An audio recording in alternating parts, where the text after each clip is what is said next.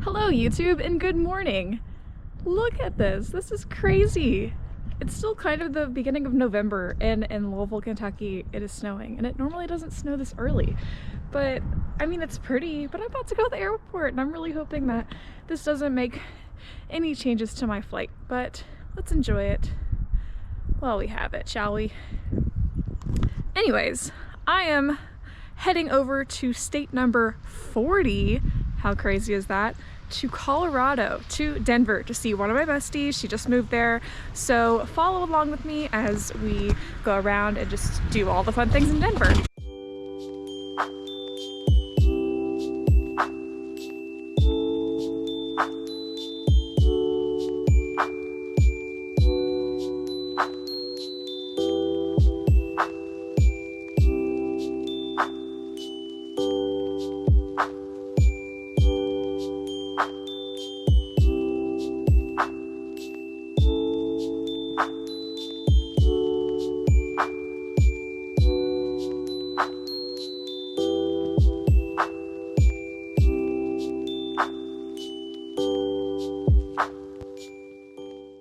Alright, so I finally made it to Denver. It was not too bad of a flight, and somehow I got a nonstop as the cheapest flight, so can never complain about that.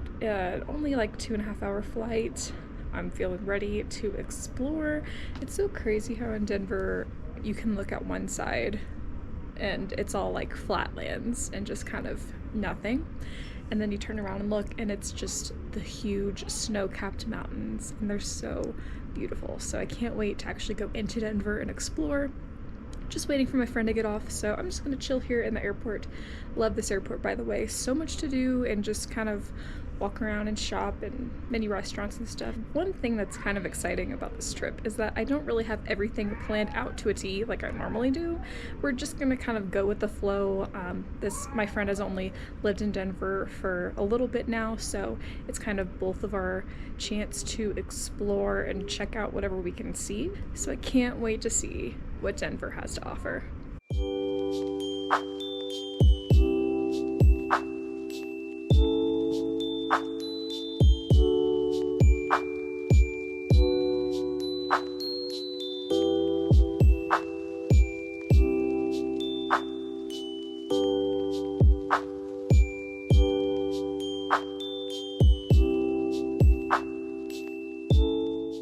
So one of my favorite brunch spots that we ended up going to was called Federales.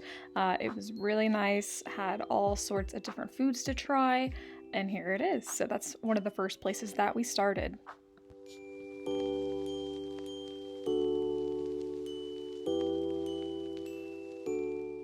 I mean, look at how amazing these tacos look. They were so delicious, and I also have to recommend their queso. But if you come to Federales, one thing that you absolutely must do is take a tequila shot and throw it at the bell, because that's what you do here. Here's me being a bit of a wuss taking the shot. I even had to pour a little bit out because I couldn't take it all. And then you just throw it, and when you imagine it being made out of ice, the glass, it was pretty hard to throw, but I got close enough, and I even got some claps from behind me, which was nice.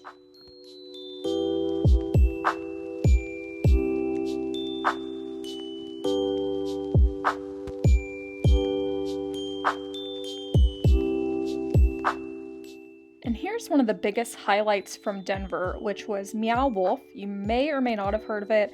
It's one of the most popular attractions going on right now in Denver. They're also in some other cities like Vegas and Santa Fe, but Denver has one as well, and it is something that cannot be missed.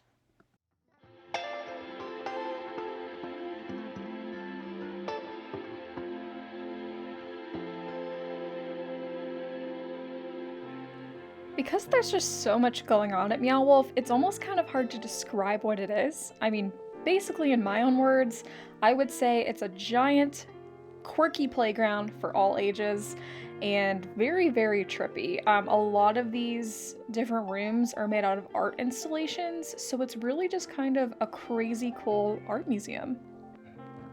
So I'm going to show you around as much of Meow Wolf as I can, so please enjoy the rest of this little tour.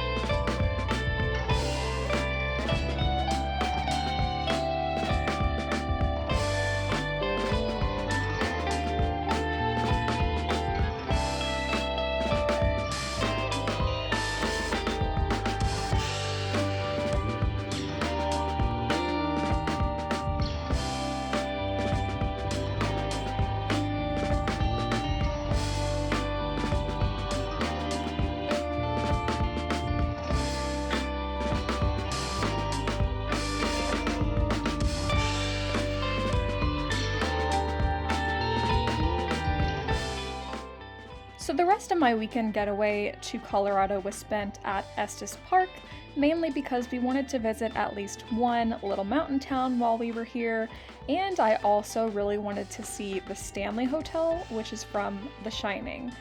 So this is about an hour and a half from Denver, and this is us on our way there.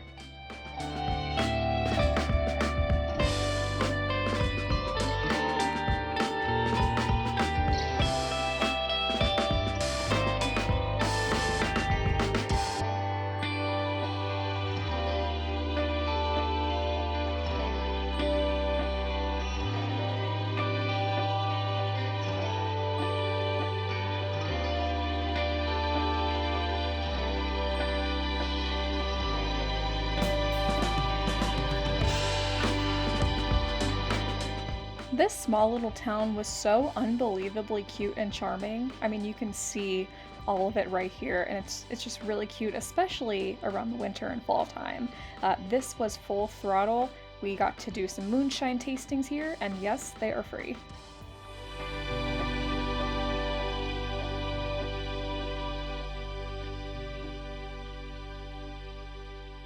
Estes Park is also super close to the Rocky Mountain National Park, so it is quite the tourist town. Around this time of year, it's pretty quiet, which made for a really nice trip for us.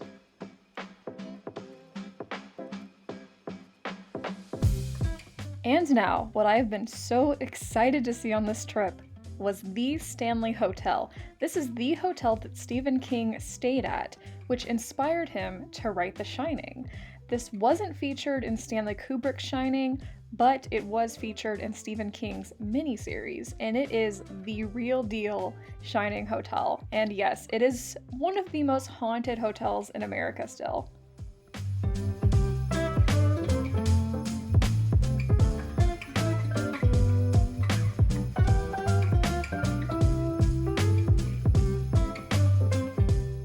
And if you know The Shining, you know about the hedge maze. And yes, there is actually a hedge maze here, but thankfully it's not spooky or really easy to get stuck into. It's just a small little hedge maze right out front.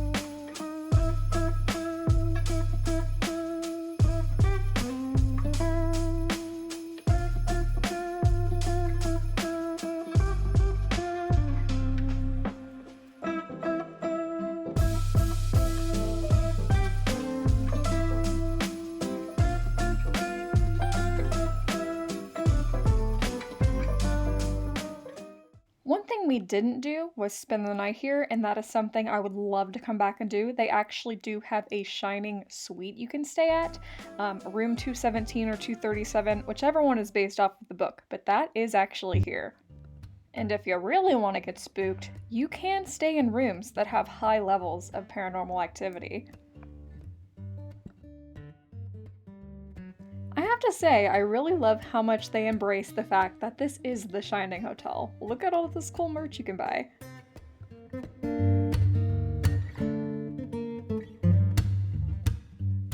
They do offer all kinds of tours with this hotel also. Unfortunately, I wasn't able to film it, but we did do a Shining tour, so they showed us all different kinds of spooky areas, even the Shining suite that Stephen King stayed in.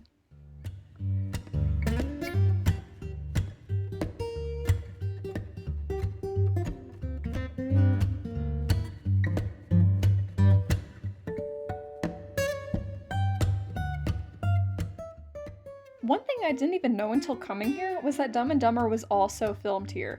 One of the scenes where they were in their famous blue and orange suits was at the Stanley Hotel.